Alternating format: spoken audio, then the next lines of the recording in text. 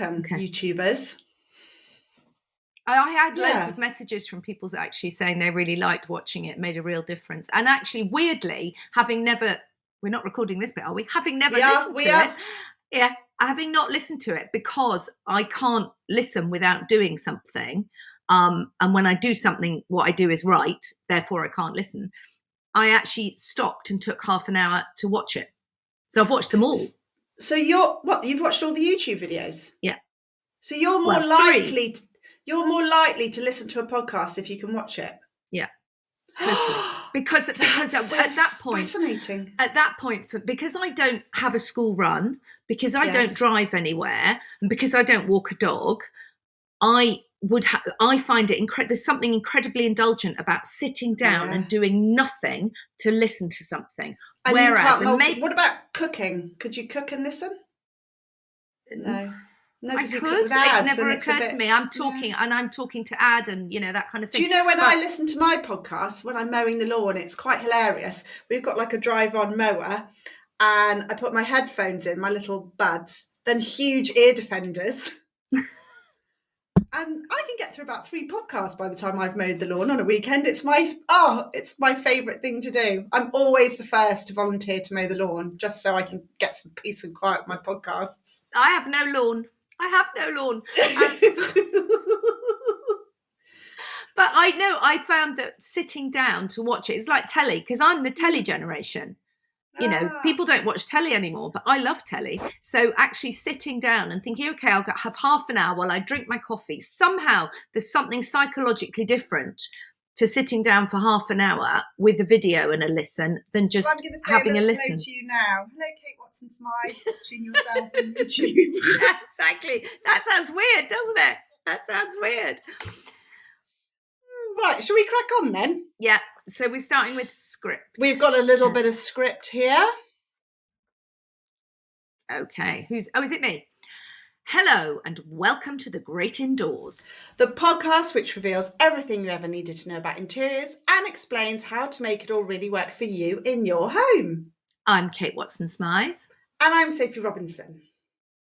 And, as you may have noticed, we've done a bit of moving the furniture around here on the podcast. We've had a bit of a restyle to the format, and we thought it would be fun to have the occasional episode dedicated entirely to you, our lovely listeners, in our style surgery.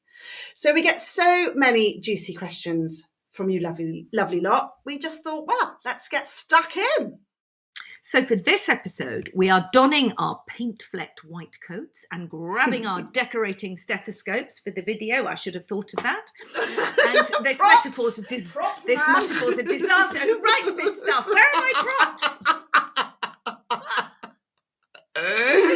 This is just a disaster. Tape measure. I've got my paint flecked. I've got my supper flecked jumper and my decorating tape measure. There we go. There's a metaphor. And we are going to dive in to some questions from you. But actually not before a quick news flash from the Great Indoors podcast Facebook group. So listener Catherine James says, consider me influenced. Listened to the podcast and promptly ordered the Mylands colour of the year to paint my hallway. Brackets. That was, if you remember, the FT006, very Barbie pink, neon pink. And Catherine carries on, no samples, no consultation with the family. It's arriving soon and I'm excited and a bit nervous. So today I've been sugar soaping my walls and imagining my family's reaction. Haven't felt so interior inspired for ages. And if we hate it, I can always paint over it. Brilliant. I absolutely love. I mean, that's the ultimate influence. No tester pot, no paint chart. Punchy move. She's just taken on a podcast recommendation, and that is remember, it's a hot, juicy, magenta fuchsia lipstick pink. I cannot wait to see that, Catherine, rolled out in your hallway. I think your family are going to love it. I'm not so sure about that, but I think you will love it. And while we're at it, let's not forget another comment from Sue Fox on our brand new behind the scenes edit on YouTube. Hello, YouTubers. You'll find it on my YouTube channel. We've popped the link down there in the show notes. Now, Sue has views on the design crime we discussed in a recent episode, the kitchen island. We talked about why design guru Michelle Gunderhin thinks they are a bit of a crime, and Sue agrees. She says, really enjoyed seeing this, but I have to say I'm with Michelle on hating kitchen islands and those hideous bar stools. How sad would your life have to be that you have to pretend to be in a pub to enjoy being at home? Big table and proper chairs for me every time, says Sue. Interesting point. Right, shall we crack on with some of these questions? Because we have loads, which is brilliant, and keep them coming.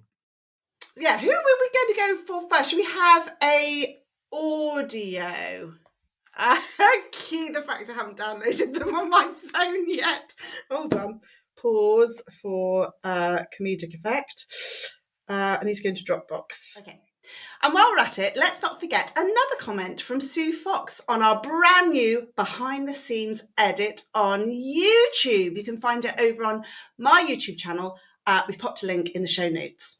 Sue has views on the design crime we discussed in a recent episode, the one about the kitchen island. We talked about why design guru Michelle Gunderhin thinks they are a bit of a crime, and Sue agrees. She says, really enjoyed seeing this. Thanks, Sue. But I have to say, I'm with Michelle on hating kitchen islands and those hideous bar stools. How sad would your life have to be that you have to pretend to be in a pub to enjoy being at home? Big table and proper chairs for me every time. It's a fair point. I never thought of it like that. Right, let's get into this style surgery then. Who have we got first? Well, we've got a lovely voice note that's been sent by Eve from Rutland. Hi, Kate and Sophie. I've got a style question for you. We have moved into a new house with incredible views over fields and onto a hill. And that means that when we're looking out of the window, we can predominantly see green, which is amazing. We're not complaining. But what colours should we consider for our rooms that will make the views pop? We are already considering anthracite windows or window frames to act as a frame of the view. I was thinking about even a green kitchen before we moved in, and now I thought I think that's just going to be too much green. So I'd love to hear your thoughts on what we could do to make our views really sing within the house. Thank you. Oh, Eve, doesn't that sound lovely? Sounds like my house. It does not sound like mine. So I've got a bit of experience with this. Shall I tell you what I've done? Go on then. So it's interesting that Eve talked about a green kitchen because I've got a green kitchen, and I did do it green for a reason because I really wanted it to connect with the garden outside. Our kitchen's a bit small, a bit dark, a bit unassuming, and like Eve, it's all happening outside the windows. It's just gorgeous out there. So I wanted to bring some of that magic inside. So for anybody who's seen pictures of my kitchen all over my Instagram feed, I've got dark hunter's green units and a botanical wallpaper. And it really makes that connection, I think, to the outside. So I think that is one way of tackling it. Literally make the inside of your home feel as glorious by being inspired by the flora and fauna and colour palette that's outside.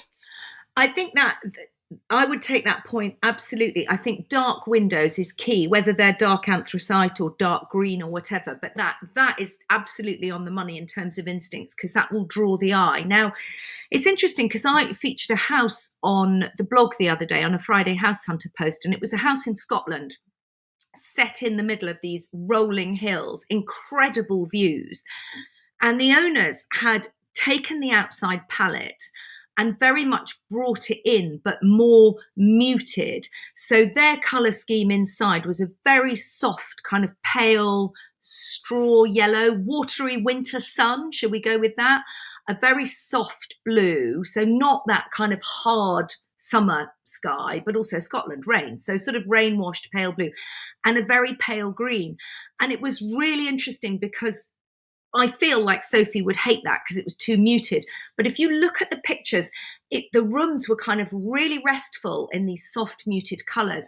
And then your eye went to the window outside, where actually on many days, the outside view was more vibrant. And it was a really nice way of linking it if you wanted to stick to those colour palettes. And they had lots of different, brown furniture, of course, that's tree trunks. So it was quite a literal interpretation, but it really made you see it. And particularly there was one picture which perhaps they had taken in the summer where there was a flower bed beyond the window where the greens and the pink flowers were quite vibrant against the softer greens and pinks in the bedroom. And I thought it was really clever, if literal. So, I mean, in many ways, it's perhaps hard to go wrong. And the key is down to the window frames. And you've done it quite literally with the green and the floral. Yeah, I mean, I've punched the colour because the room doesn't have the best windows for a view. So we've got those typical Victorian cottage windows with lots of crossbars. In my mum's annex, however, when we came to design that's very modern and has really huge floor-to-ceiling picture windows. So actually going with your theory of quite a subdued, neutral colour palette has worked there, and it just lets the view do the job. I mean, your interiors don't have to work that hard, because actually the view in my mum's annex, being a modern building, I mean, it's like a whole wall is the view. So you can't really compete with that. So I think if you've got huge windows and amazing view, your interior colour scheme, pains me to say it, needs to take a bit of a back seat. If, like me, you've got quite small cottagey windows, I think you can go a little bit stronger and really pump in the pattern and the saturated colour. I tell you, here's a question which I think you'll have views on, and I couldn't decide, but this question, and also having written about it on the blog, made me think about it. There's a lot of botanical wallpaper about at the moment, and there's a lot of tropical botanical designs. And, we have spoken about linking your interior to your exterior. That's not to say because I live in London that I have to paint my walls grey. You can see I'm in my new house. It's grey, it's cardboard boxes. That's not working for me. But should you have a wallpaper or a colour scheme that is kind of English country, if that's your views, or if your views are English country and cottage gardens and roses and rolling hills, will it jar if you stick monkeys and parrots all over your wallpaper? And that's where I couldn't decide, because there's reminding yourself of holidays and happy places through your interiors, but there's also relating it to the outside. I personally, because I live in rural Sussex, surrounded by quintessential woodland British flowers, I've used traditional country chinchas and florals in my home. I think it would look crazy if there were suddenly palm trees and cabanas and stuff. It just doesn't sit. But I think somehow those types of wallpapers work really well in a townhouse, maybe like a Victorian townhouse that's sometimes got a palm tree in the garden. You quite often see that in our cities, don't you? So I think it kind of works better there. So I do think you do need to have a little bit of a relationship with the landscape outside, especially if it's a very significant one. And if you live in a rural setting, whether it's coastal or woodland or on the moors or in open fields, it does have to have a bit of a relationship with what's going on outside, I feel. Not to say you need to theme it. Just because you live next to the beach doesn't need you fill your house with pebbles. I'm not saying that. But even if it's just having like you say, similar colour palette and maybe just some sympathetic motifs. And this is the point, Eve, that doesn't necessarily restrict you to, green, blue and yellow, because that's the sun, the sky and the grass. You could pick a particular day when the landscape colours speak to you. So to come back to the seasonal idea, you might want to go more with the autumnal palette or the summer palette or the one that makes you happy. It will always chime. So you don't have to be completely literal about it. And after all the colours are found in nature anyway. So, you don't have to have a green kitchen if you don't want one. There will be a particular day where the view appeals to you and you can just relate to it. And then there are other things, like maybe you have plants on your windowsill. So you've got plants inside which are drawing your eyes to the plants outside. So that also, you can do it with the objects. Just picking up on the colour palette story, just to turn it all on its head, the other thing you can do is use a bit of colour theory. So if you really want to make the outside pop, Eve, that's what I really heard, that you want the outdoor view to be the hero in the room, the main focal point, the main feature. You said it's very green. Using the theory of colour, the opposite of that is your sort of pinks and reds. Maybe use those on the inside, and you've got that real high contrast, and the green will look greener if you've got pinks and reds on the inside. So you could consider doing that too. Oh, I'd love to see that. Maybe go with the Mylands bright pink. Maybe that could be for you. Or maybe don't. Maybe go with some faded vintage roses. You were getting all a bit tasteful and autumnal on me, Kate. I thought, oh God, this needs shaking up. So yeah, that's what I do. Go hot pink and your green fields will pop beautifully. Right, what's next on the style surgery? Shall we talk about, should we get Hillary's question up next? Yeah. Hillary and her haul. Oh no, it's not Hillary and her haul. Yes, it is. Hillary and her Artex. Go on. Do you want to read this? Shall I read this one then? Yeah. Our next question is from Hillary. And the subject is ceilings. Oh no, shall I do the subject? No, shall I just read it? Yeah. Okay. And our next question is from Hillary. Hi, lovely ladies. Love your fun approach to interiors, and it's made me rethink mine. I am now. Shall I start again? I've got a frog. Have you got a glass of water, darling? Oh, yeah, she's got a tea. Yeah, you are. Through the screen. Mm-hmm. Right. Take 3 for lovely Hillary. This is from Hillary. Hi, ladies. Love your fun approach to interiors, and it's made me rethink mine. I am now more light-hearted in my approach, and I am learning to play with it again. That's what we like to hear. However, my partner and I have just moved to a 1990s estate-style property which needs updating.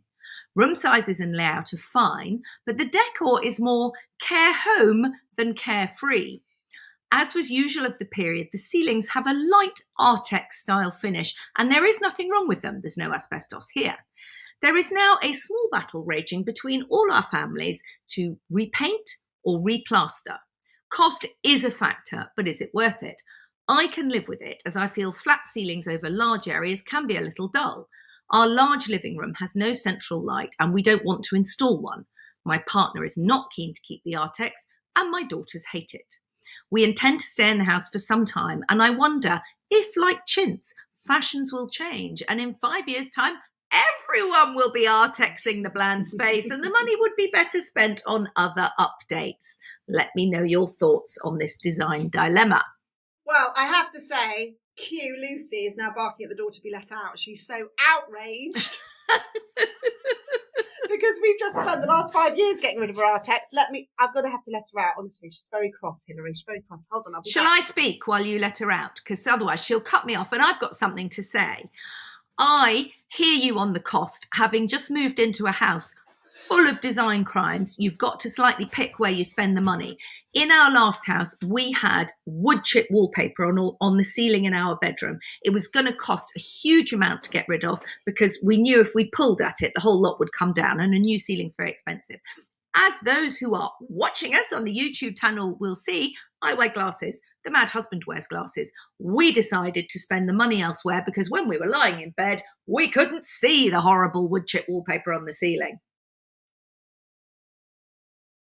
I missed the start of that because I was letting the dog out. But yeah, my short answer is Artex isn't coming back, Hillary.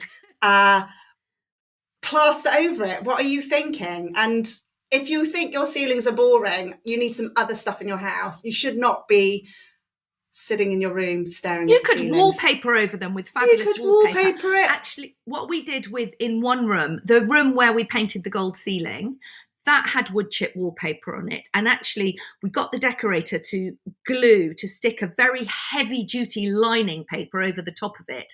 And then he painted that. It wasn't a completely smooth, flat finish, but actually with that metallic gold ceiling, it sort of added to the air of, I'm going with crumbling Venetian palazzo. You can get away with that in a Victorian house. I think in a 1990s house, that would just look botched. Not be able to. So I'm afraid, Hillary, I am going to side with your family and indeed your daughter. Get that Artex replastered. It's worth every penny. I think we should move on. I think we'll run away quickly before she starts throwing things at us. The next question, you're going to read that from... Yeah. Okay, next up, we're going to hear from Hannah Stevens, who says, hello and help. We started our home renovation years ago, and I've been obsessing over interiors ever since. Oh, you're in the right club, Hannah. I have redecorated my house several times over, however, only in my head, as we have only been focusing on the structural work all this time. Now that we are about to start decorating, I'm a bit daunted by the fact that I have a whole house blank canvas. I know, literally me and Kate are rubbing our hands together. She goes on to say, it's not that I don't know what I like, because there are lots of things I like. I like light and bright. I like the spring colour palette, yellows, blues, pink, with black and brass detailing. I like uncluttered and sleek, because I have a very messy family. But I also like it to be cosy with fur throws, etc. I don't like the coldness and starkness of industrial style. Oh, she's really thought this out, hasn't she, Hannah Stevens? She's gone through all the trends. But, she says, I am drawn to the black frames and wooden furniture. I also like luxe. How do I focus and refine my style? I worry about making a start because whatever I decide will then dictate the style for the rest of the house. I keep thinking about the implications it will have on the red thread. Oh, she's definitely a listener and a reader of your blog, Kate. And keeping to the same materials and colours. Can I have, she says, a cosy, colourful, luxurious, industrial, I thought she said she didn't like industrial, anyway, sleek, minimal and contemporary home. Thank you, Hannah Stevens. Hannah. Hannah's basically gone into the sweet shop and she wants all the sweeties from all the sweetie She wants jars. pick and mix, doesn't she? She wants pick and mix, yeah. I'm going to start off by referring you back to the interview we did with Lawrence Llewellyn-Bowen. My voice has gone again. I'm just going to start by referring you back to the interview we did with Lawrence Llewellyn-Bowen a couple of weeks ago, because one of his key points was, one we've made before, your home should tell your story. It's about you and about what you like and filling it with things you love. So can I just interject? Yeah. The dog's just come back in. She's found a bone from the garden and she's chewing it under the table. I'm assuming you can hear it. Not at the moment, but we'll know what's going on. Do you want me to get rid of her? No, because she'll only get upset and start barking again.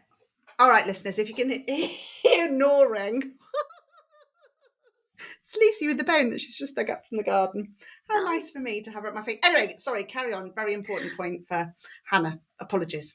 Yes, I think as long as Hannah loves everything and brings everything into her house with intent because she loves it, it will hang together because it will be a piece of her and her family. I mean, I think, I think where people get into trouble is when they have a long wish list like Hannah's got and they think, oh, but I wanted a bit of industrial. So I don't know if I love that lamp, but I'll just bring that in and put it next to that because then I've ticked that box. I think you've got to be, if you want this many elements in your home, I think you've got to be quite rigorous with yourself on the editing process and only bring in things you really love. And then I think it will hang together, but be very careful not to bring in a piece just because you think that's ticking that style box. Okay. I think you could be ticking Hannah into a right hot mess. I don't think Hannah should be let loose with a credit card buying everything she just happens to love. I think this could be a disaster. I'd say, Hannah, hold fire before you go. Yeah, I mean, I really relate to Hannah because I am like Hannah. I want all the things, all the colours, all at once, and I love stuff. But there is a little bit of theory to making this work. And I think you have to, I mean, Kate talked about curating, but you do need a little bit of discipline as well. And I think this is where it helps to go and follow a bit of a design process. And I am going to get you straight back to basics with a little bit of mood boarding. There's a lot of ideas swimming around your head, Hannah, and I'm wondering whether a bit of a Pinterest board and then a curated mood board would help focus some of these ideas so you can see them jostling next to each other visually before you end up sticking them in your room. So I would get back to basics, do a layout, do a mood board, and then go back to something Kate and I have talked about in the podcast a lot before. I run interior design courses online to help you with this very process. Get that core palette going. What are your metallics? Is it going to be black metal, or is it going to be something more sparkly and bright like silver? I mean, these are all questions that you need to ask now, because this will affect light switches and handles and furniture choices. What's your wood or timber? That sometimes can help bring a bit of cohesion if you just have, say, like a warm oak all the way through, or you want something paler like an ash or something darker. So yeah, get your materials list, a metallic, a wood, and then some core colours.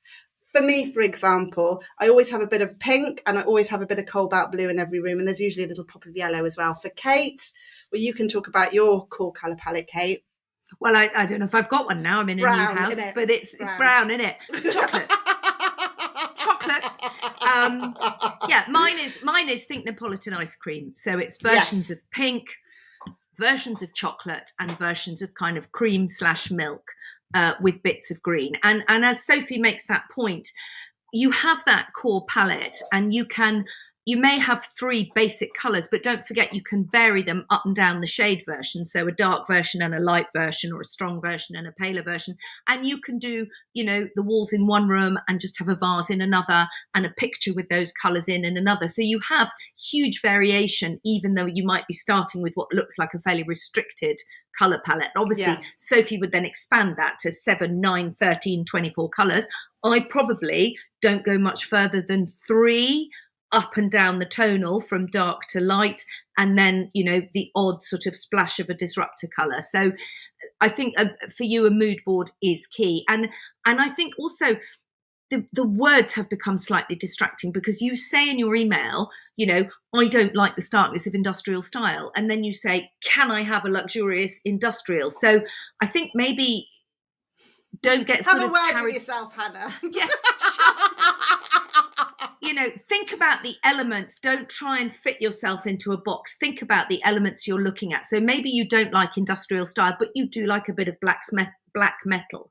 Or industrial can be, metal like brass, which is a more luxurious version. So you need to narrow it down what you're looking at and what it is that appeals to you, and you will then find, because the cleanness of industrial, if you do it in a luxurious brass finish or a really tidy black metal rather than a sort of chipped one, fits with sleek and minimal and contemporary. So in a way, all those things will come together in that, and then you're adding a bit of colour, coziness and luxuriousness to soften it all. So you got a lot of words going on there, but I think you could dig down into something that is much more simplified. And now we have a question from Greg. Hello, ladies. Hoping you're both well. I'm in a bit of a tricky spot with my wife and I need your help. My question relates to record players / record storage. I'm a massive fan of playing records. However, we are really struggling with making the turntable, amplifiers, speakers, etc. look remotely appealing. We've moved into a beautiful home and have very old parquet herringbone floors, which we adore. My wife, and secretly I, feel that the massive equipment detracts from the look and feel of the house. Looking online for inspiration has been challenging. A few brilliant sources of custom-made storage cost a small fortune, and the remainder feel very shabby. The question is, do I hide it? Do I go bonkers and draw the eye to it? Does the turntable need to go into storage? I never miss a show and I love it. The wife, however, doesn't listen to any podcasts at all, so I may unapologetically claim any ideas as my own to earn some much needed husband points. Best wishes to you both, Greg. Right, Greg. Secret conversation. Let's hope she's not listening in. Sophie. Oh, I love this. I love this. I love this. Well, I love this because this is like a real life problem, isn't it? Yeah. Greg and I don't know whether it's just you, Greg, or your wife as well. I've got a real passion for records, and I think they can look really appealing in an interior. Actually, I have seen people do this really nicely, but like you've identified, it's a lot of stuff. It's a turntable. It's a significant amount of storage for records. Sometimes the amplifier and the speakers don't look too great. But when I've seen it done successfully in people's homes, it's when people have kind of embraced the slight vintage vibe of it. Because let's be honest, Greg, let's be honest, Greg, listening to records is a pretty vintage thing to do. You also mention your love of the oak parquet herringbone floors. So I'm seeing here, you could, if you produce storage or housing for this using old stuff, using either reclaimed boards, scaffold boards, or reclaimed bits of timber, or going to reclamation sites, or I tell you another really good place to go would be auction, furniture auction houses, and get old furniture and then bespoke it up. I mean, I don't know how handy you are, Greg, with a drill, but it could be something that an upcycler or a local carpenter could help you with, to put in the shelving and the cupboards and just sort of like modify a piece of old furniture to house all this stuff. I think it'll look really cool. I think there's a couple of things there. I know what you mean by expensive storage. There's a company called USM, which makes metal furniture, which you can customize to the right size. And it's sort of fixed together with a ball and joints. Very clever. It's pricey, but you can always add to it. So if you're going the investment route, and that there are pictures on their website of that on a sort of herringbone floor, and that sort of juxtaposition of something very modern on something very old works really well. My sons, who are 19 and 21, have increasingly large vinyl collections. I've got to interrupt you because Kate Taylor is just saying that the dog chewing, the bone chewing. It's a bit much. It's getting bone chewing that's going on under the table. It's getting a bit much. I'm going to go and let her out. Can you hold that thought? Yeah, I'm holding that thought. Hold that thought while I remove the dog. Holding the thought. It's quite challenging for me to hold a thought now. I'm menopausal. I can't guarantee I can hold this thought for very long. I've got to tuck it in under a fold of my brain. Holding the thought. Still, am I holding? Still holding. Holding the thought. Shall I measure something?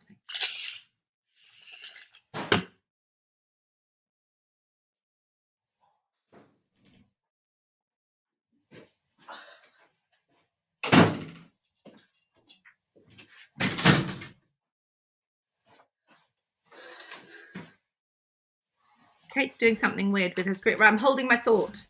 So, holding my thought. And go. Okay, and go. My sons actually have an increasingly large vinyl collection. No, I've just turned this off by mistake.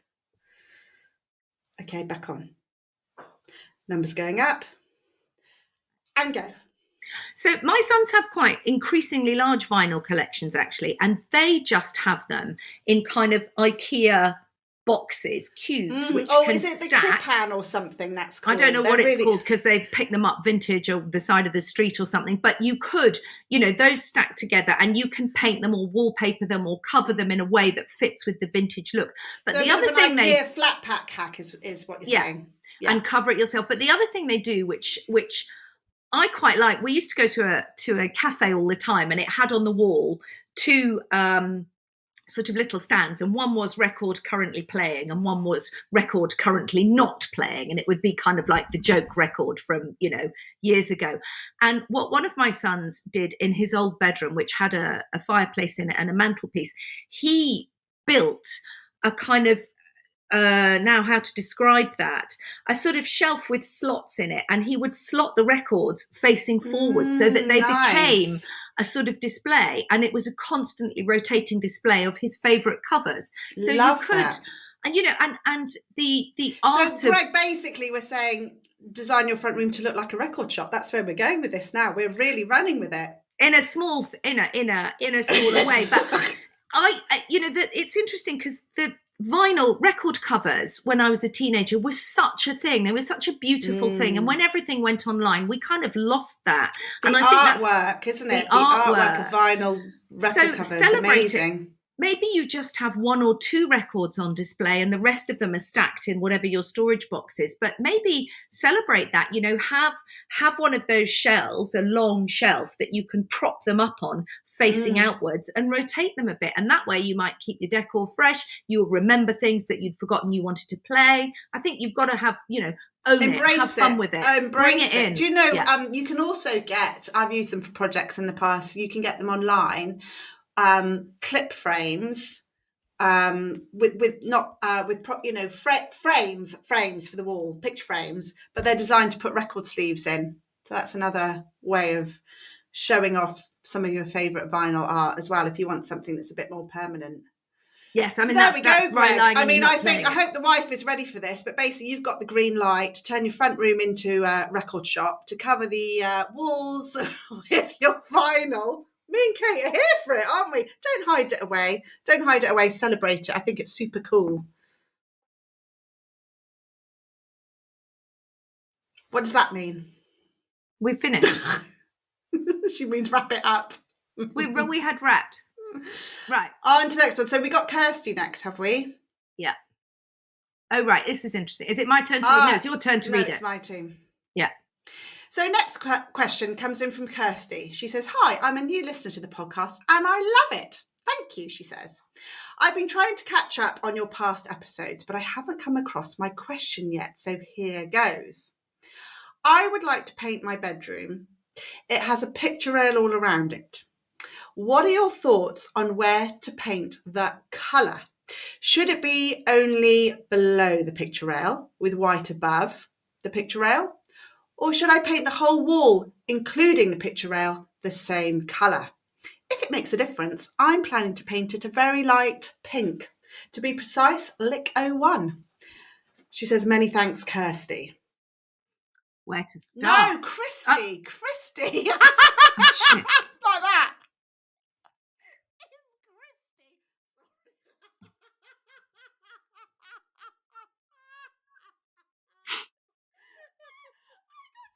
I was like, oh, she spelled her name wrong. We're both going like this. She spelled it Christy. Oh no, her name is actually Christy.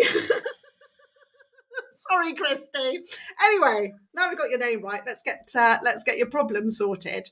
So, what do you think, Kate? Colour up to the picture rail and stop, or colour all the way over? Well, it does depend on the colour, but as a rule of thumb, I would go up to and include the picture rail in your base colour, and I would put the skirting boards in that as well. That's going to make the wall look taller. And then would you do your architrave and your doors? And is that what you're doing? Architrave, doors, yeah, everything. Skirts, picture rail. Picture rail and below is all in that colour. Mm-hmm. And then we're coming back to my white paint issue again. Oh gosh, over the picture rail. What have you unleashed, Christy? Over the picture rail and over the ceiling needs to be the same colour, because that will blur the edges of the ceiling. However, doesn't have to be white. So you need to pick a colour that tones with the white, or maybe a soft white. The other way you could do it is I'm still speaking. You can. She's going to interrupt me and I've got to get to the end before she interrupts me. You could go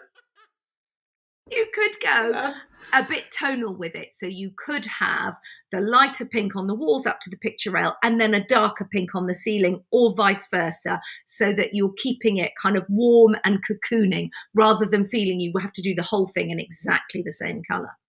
You can speak now. Nothing to add. Nothing to add. I've got something else to add. Just very quickly.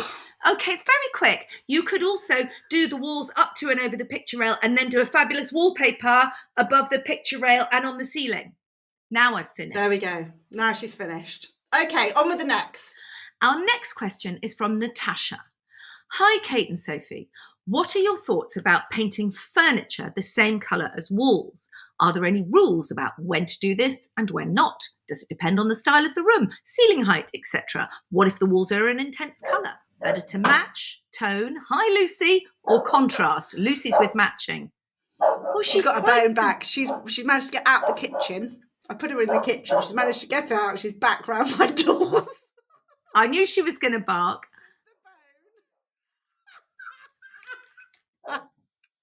Loose. Poor Natasha. Shall I carry on? What do we do? I'll let her in, but see if I can keep the bone out of the house. Let's Then she'll bark for the bone. Oh.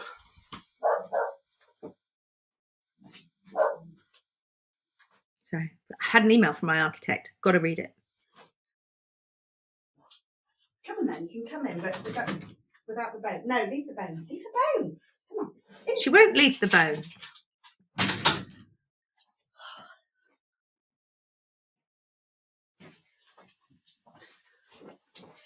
Right. Shall I start? I'll start Natasha again. Start, Natasha. Where are you? Where are you going to sit? Are you going to sit on the floor or are you going to come up on your chair? What are you going to do? Come on, come sit up here with me. Go on. That's it. Say hello to Kate. Hi, Lucy. Now be quiet. Right, we ready? Okay. Yeah. This next question, Lucy, if you're sitting comfortably, is from Natasha. What are your thoughts about painting furniture the same colour as walls? Are there any rules about when to do this and when not? Does it depend on the style of the room, the ceiling height, etc.? What if the walls are an intense colour? Better to match, tone, or contrast? I want to paint my cottage dining room in orange Aurora by Little Green. Wow. Which will look amazing in this east-facing room with an inglenook fireplace and wooden beams, etc. But I have a tall open dresser that I love, although it dominates the room, which has low ceilings. I hope you can help. Thank you, Natasha. Go. I'm pointing Sophie at the orange Aurora dining room. I know. For anybody who doesn't know what orange Aurora is by Little Green, Gorgeous. It is a bright, sherbety, fruity, opal fruit orange. It is gorgeous. So here's the deal with painting furniture, or whether it's freestanding furniture or fitted furniture. If you paint it in the same colour as the walls, it will help it disappear and it will help the room feel larger. So quite often, fitted wardrobes, fitted bookcases sometimes benefit from being painted, if not a matching colour, tonally similar, maybe take the colour a tone up or tone down. And it just means that they're not popping out. So it's a great idea if you want your storage to disappear. The other thing to do, of course, is to paint your furniture in a contrasting colour and then really make it a focal point, maybe make it stand out. And typically this would be something like a dresser, because a dresser is a lovely opportunity to display some favourite bits and bobs. So quite often we would pick that out in a brighter or darker or contrasting colour. Now I can see in your little cottage, you're worried about your dresser popping out and dominating because it's tall and you've got these low beams. But I don't feel for a traditional piece like a dresser, it would be right to match it in with the walls. I think it would look like you only had one pot of paint and you just decided to paint everything with it.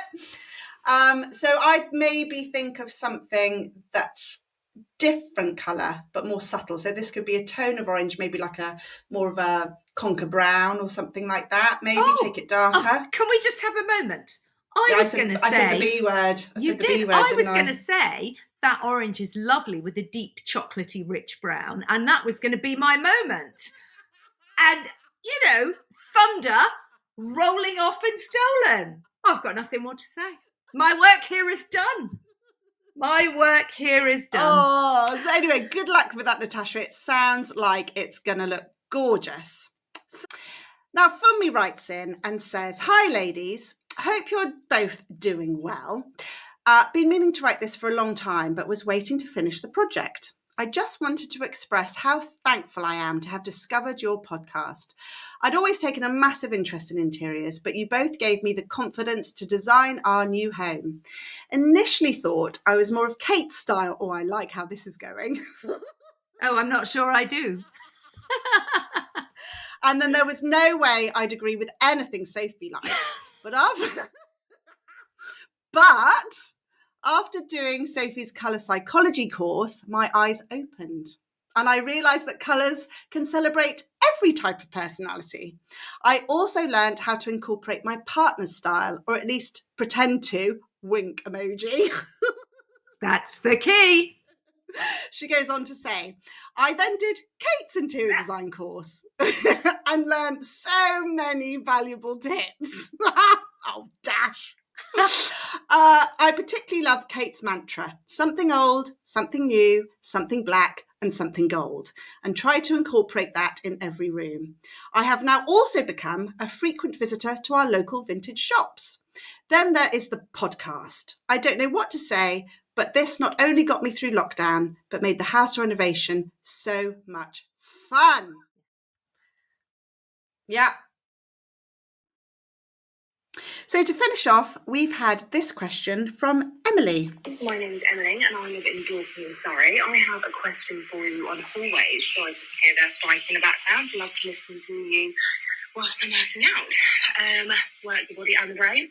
I would love to know about flooring and how to create a larger space. Got quite a peculiar project underway and looking at flooring throughout, from the kitchen through the hallway, the link, and then into the living room.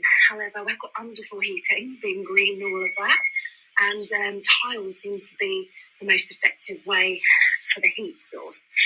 However, equally it can be rather cold, but good to keep clean. We've got dogs, kids, etc. So just trying to think of ways to have it in the living room without making it feel, cold.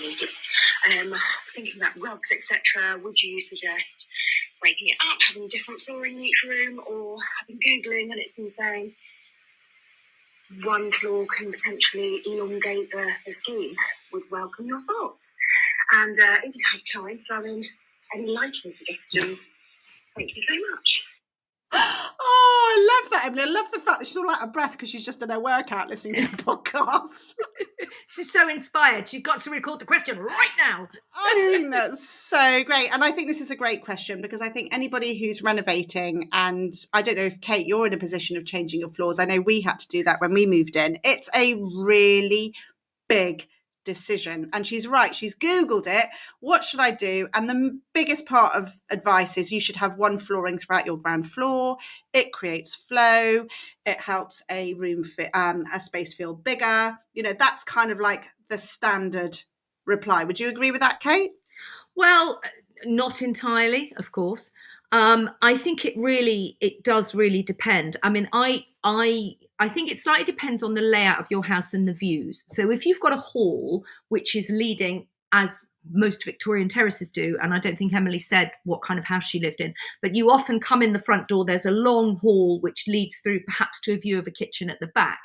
I'm all in favour then of keeping it all in one so that you're elongating it and drawing the view. But I think if your sitting room comes off to the side, you can change it in there because it's a different mood. And the hall is your sort of practical place. The kitchen is a practical place. Your sitting room, you want to change it and be more relaxed. That said, in the house we've just moved into, weirdly, the door to the sitting room is on an angle. So the sitting room and the hall feel much more as one. And as I sit now in my sitting room with the rather horrible engineered orange flooring, looking out to the rather nasty black and white tiles, and then up to the grey stair carpet, that is a hot mess of different floors. So we're trying to bring it all together and have, in this instance, the hall and the sitting room the same flooring because they sort of feel more as one. And then you go downstairs to the kitchen where the flooring will change. So I think you need to kind of walk around, Emily, for a minute and consider your views and your transition points, because that then gives you a sense of what is linking and where you might want to keep it the same or where you might want to change it. So that'd be the first thing. And Emily, I've got 3 or 4 different floorings on my ground floor. So I've not followed the Google advice of one flooring throughout. I've got an old property. I think everything, Kate, you're saying is absolutely right. It's all to do with aspect and looking through. And if there's any obvious breaking points. So I think you've got to look at your own property. But for me, what I actually chose to do was in our hallway, go for a heavily colourful pattern tile as this kind of like central point. And then all my rooms kind of go off from that. It's not like we're in a freestanding property, not a terrace. So it's a different floor plan.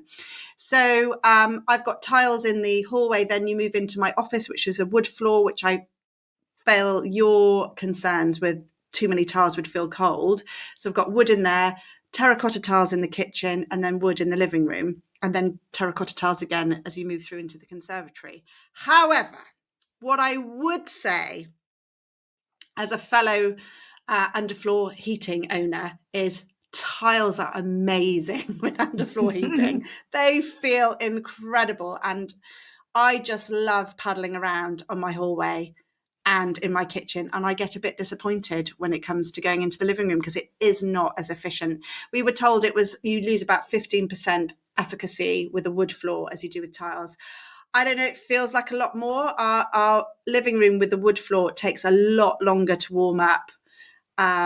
So I'm a fan of the tiles with underfloor heating. I think, yeah, they're cool in summer, but that's quite nice, isn't it?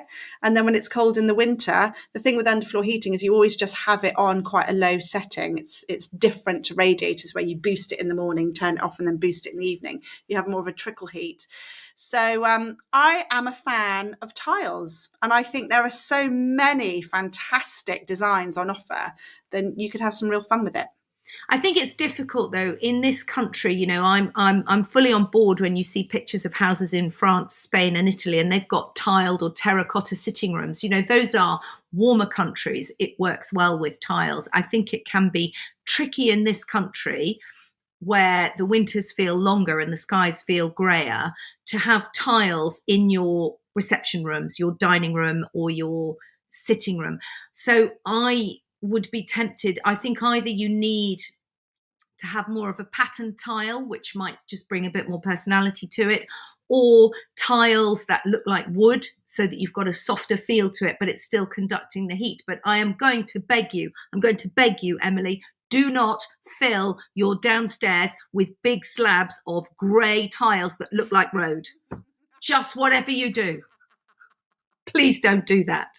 And then just to finish on rugs, yes, absolutely. Rugs on underfloor heating and tiled floors is but you made a point, really well. Sophie, actually, and I think that's a key point to remake here. There's something about the thickness of the rug and the underfloor heating. So what can you... Yeah. I think you don't want to go for really densely woven wool rugs because they can actually overheat apparently as well. And I don't think they cause fires, but they can get too hot. And also and they block the heat. Yeah. And they block the heat. But I've got a Benny Uren, Moroccan rug in my living room, which isn't too bad because even though that's shaggy, it's quite an open weave. So that works quite well. So I wouldn't, or otherwise sort of carpet thickness rugs are fine, but it does help. It does make it softer underfoot. I wouldn't want to even be walking on a stone floor in my living room. That would just be horrible. But in kitchens, hallways, offices, playrooms, they're great. There we go. Right. Woo-hoo-hoo. Gosh. That was epic, wasn't it? That's our first style surgery. We've got a bit more script to do. We've got a little bit of script to do. What did you think of that, Liz? Oh, she's off again. Oh. Squirrels. Kate, was that all right? Right, should we do the script? Thumbs up from the producer. Yeah, get us out of here. Right then. So, well, that was fun. That was our first ever special style surgery episode. And if you have your own style surgery questions, do send us an email and preferably a voice note if you can to thegreatindoorspod@gmail.com. And of course, you can come and find us for more chat on Instagram, where I'm Sophie Robinson Interiors and she's Mad About the House. Or on our blogs, I'm madaboutthehouse.com and she is sophierobinson.co.uk. But for now, thanks to our producers, Kate Taylor and Sarah Cudden of Feast Collective. And thanks so much to you for listening. And we'll see you in the great indoors.